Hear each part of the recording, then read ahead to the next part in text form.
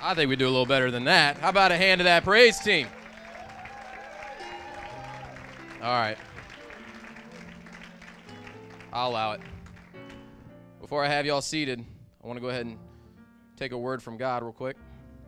If you could put it on the board, Daniel 3:16 through 18. Shadrach, Meshach, and Abednego answered and said to the king, O Nebuchadnezzar, we are not careful to answer these in this manner. If it be so, our God, whom serve, is able to deliver us from the burning fiery furnace, and he will deliver us out of thine hand, O king. But if not, be it known unto thee, O king, that we will not serve thy gods, nor worship the golden image thou hast set us up for. You may be seated. Thank you, Pastor, and the ministerial team, for letting me come up here again. I always do appreciate being up here at the pulpit. I do not take it lightly. But what kind of gravitated me towards this topic tonight is something I've kind of talked about with some family and all that, and it was a particular message that kind of popped out at me was the word to me was character. Do we know what character really is? We can say the definition all we want. You guys know I love pulling out Webster's dictionary for my words, but I'm not even going to pull it out today. Character, what does it mean to you? In Daniel, his name was God is my judge.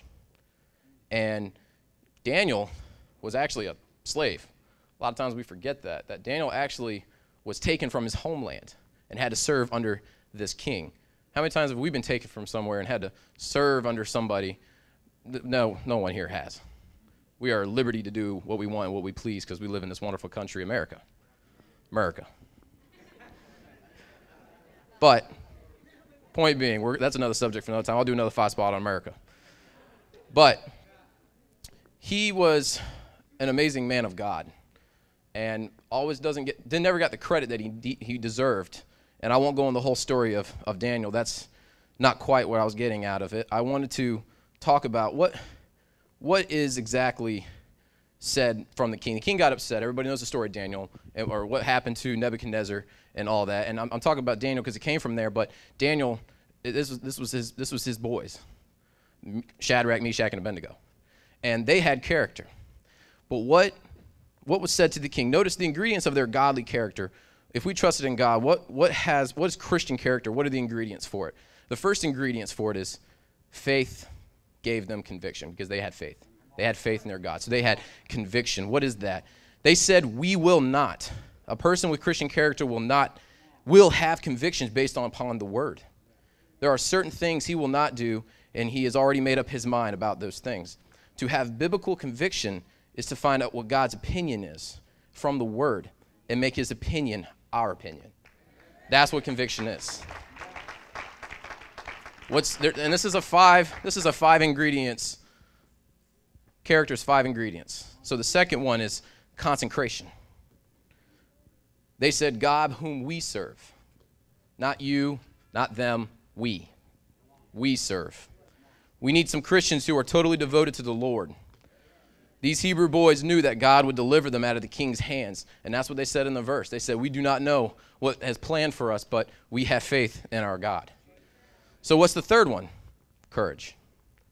That is something that sometimes we lack because trials will come our way. Us being children of God, that doesn't mean that we're not going to have problems come in our lives. We are not scot-free. We were made scot-free when he died for us on the cross, but that doesn't make us scot-free from the things that the world may throw at us. So consecration is knowing who their master was. I'm sorry, courage. I already did consecration. I'm sorry about that. But courage was, we will not serve thy gods, saying that was all the courage they needed. These young people had some courage.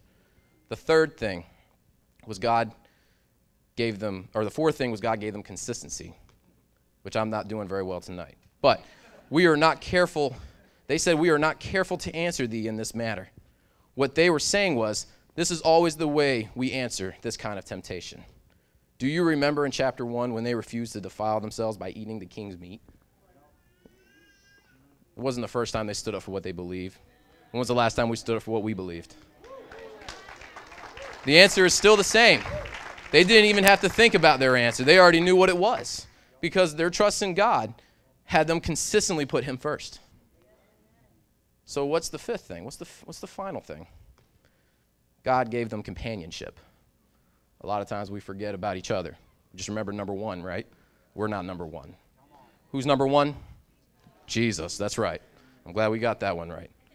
Although the first chapters of this book, we see they, them, we, and our in relationship to the Hebrew children, you will travel to the kind of people that you are. You want to be charactered people, attract other charactered people.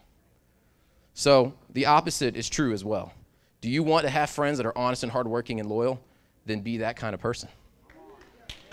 So if you start lying, cheating, stealing from your brothers and sisters, who do you think you're going to attract to yourself?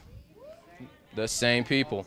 When you hear people start talking about each other, and I'm not going to sit here and tell you that I'm perfect, because I've got my own issues, and I have to work through them, because I have to keep putting my face in the Word and keep realizing that who I am is not the person that I used to be, and who I want to be is not the person I used to be. So, companionship. Be the person of character that you will attract people of your character. You will also choose your friends from who you are charactered with. So choose your friends wisely.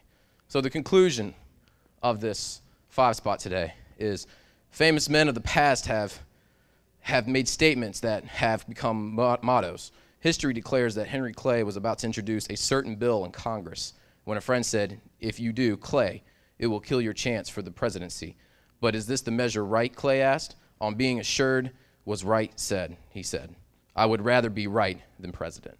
That was just our history's way of saying, I would rather do the right thing than what you think is going to get me further in life. I'd rather do what's right by God. So remember that what you do, and now this is a little side note, I didn't even add in my notes.